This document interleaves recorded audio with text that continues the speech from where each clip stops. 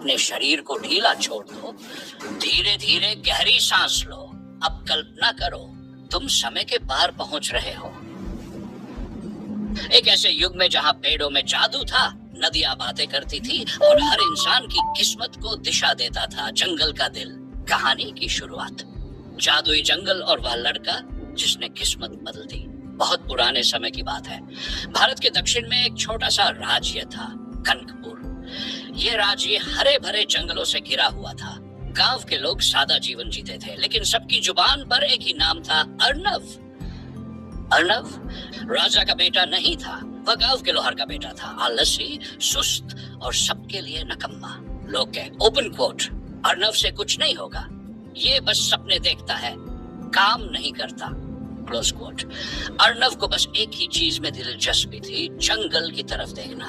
हर शाम वह गांव के किनारे बैठ जाता और कहता, ओपन कोट, उस जंगल में जरूर कुछ है, कुछ ऐसा जो सबको बदल सकता है। गांव वाले हंसते, अरे वहां से कोई लौटकर नहीं आता बेटा, क्लोज कोट। लेकिन किस्मत के खेल भी अजीब होते हैं। जिसे दुनिया सबसे कमजोर समझती है, वही अक्सर सबसे बड़ा इतिहास लिख जाता है। अध्याय 1। अर्नव का पहला कदम। एक दिन गांव पर सूखा पड़ा, नदियां सूख गई, फसलें जल गई। राजा ने घोषणा की, ओपन कोट, जो भी जंगल के पार जाकर जीवन का झरना ढूंढ लाएगा, उसे मैं अपना आधा राज्य दूंगा, क्लोज कोट। सारे वीर योद्धा निकले, लेकिन कोई लौटा नहीं। अर्नव भी चुपचाप निकल पड़ा, कंधे पर एक पुराना झोला और आंखों में उम्मीद की हल्की सी चमक। रात के समय वह जंगल के मुहाने पर पहुंचा। चांद ऊपर था, हवा में अजीब सी गंध थी। पेड़ जैसे फुसफुसा रहे हो, स्वागत है। अध्याय 2। बोलता हुआ पेड़। अर्नव थका हुआ है, एक नीचे बैठ गया। अचानक पेड़ की जड़ें हिली और एक आवाज आई, ओपन कोट, क्यों आए हो मेरे क्षेत्र में, मानव, क्लोज कोट। अर्नव काम के, आप कौन? पेड़ बोला, ओपन कोट, मैं वृद्धगाछ, इस जंगल का पहला रक्षक हूँ। बहुत समय बाद कोई आया है, बिना हथियार, बिना लालच, क्लोज कोट। ओपन कोट, मैं अपने गांव को बचाने आया हूँ। हमें पानी चाहिए, जीवन चाहिए, क्लोज कोट।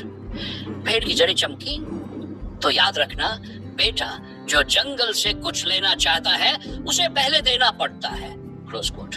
पेड़ ने उसे एक सुनहरी पत्ती दी और कहा, ओपन कोट, ये तेरी राह दिखाएगी, पर हर मोड़ पर तेरी परीक्षा होगी। अध्याय 3। पहला परीक्षण। भाई की नदी अर्नव आगे बढ़ा। घना अंधकार था, उसके सामने एक नदी बह रही थी, लेकिन पानी काला था। आवाज आई, ओपन कोट, इस नदी को पार करने वाले को अपने सबसे बड़े डर का सामना करना हो, क्लोज कोट।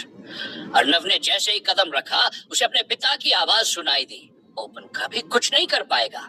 वह कांप उठा, लेकिन पीछे नहीं हटा। हर कदम पर डर बढ़ता गया, पर उसका विश्वास और मजबूत हुआ। जब वह पार पहुंचा, काली नदी चांदी की तरह चमक उठी और हवा में वही आवाज गूंजी, ओपन कोट, पहली परीक्षा पूरी, आगे बढ़ो, क्लोज कोट। रहस्यमयी युवती। जंगल के भीतर उसे एक लड़की मिली, मायरा। उसकी आंखें सितारों जैसी थी और आवाज जैसे झरने की। तुम कौन हो?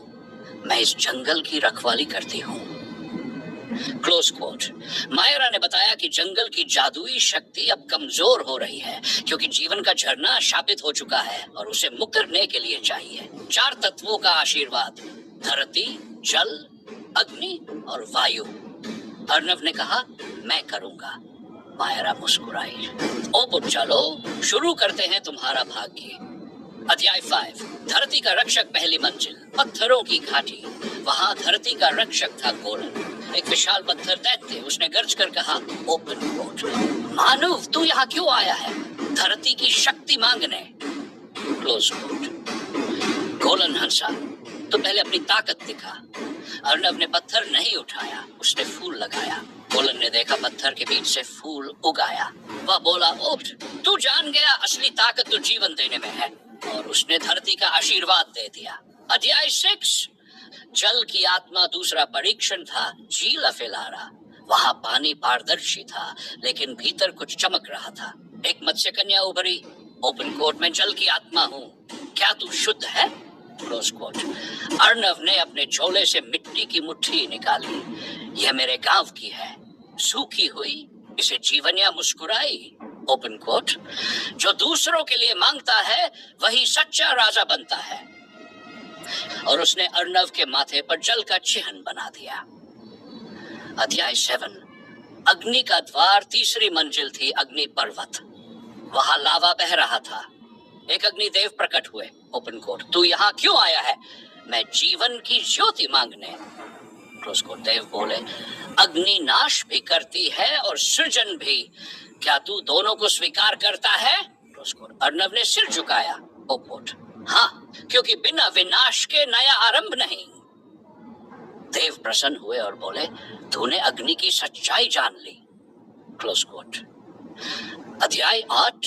वायु का संदेश। अंतिम तत्व वायु जंगल के सबसे ऊंचे पर्वत पर पहुंचा। वहां एक वृद्ध ईशी बैठे थे। हवा उनके चारों ओर घूम रही थी। ओपन, मैं वायु का रक्षक हूं, उन्होंने कहा। क्या तू जानता है हवा की शक्ति क्या है? Close coat.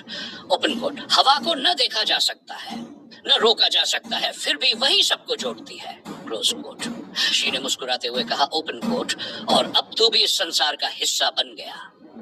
वायु ने अर्णव के चारों ओर घूमकर उसे शक्ति दी। अध्याय 9। जीवन का झरना। अब चारों तत्व उसके पास थे।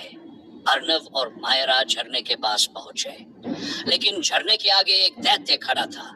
मैं इस जीवन का रक्षक हूं और अब मेरा समय समाप्त नहीं हुआ। अर्णव बोला, बहुत बढ़िया, तो अब शुरू करते हैं वह महाकाव्यिक, भावनात्मक और जादुई कथा जो किसी भी सुनने वाले को कुछ ही मिनटों में अपने अंदर खींच लेगी।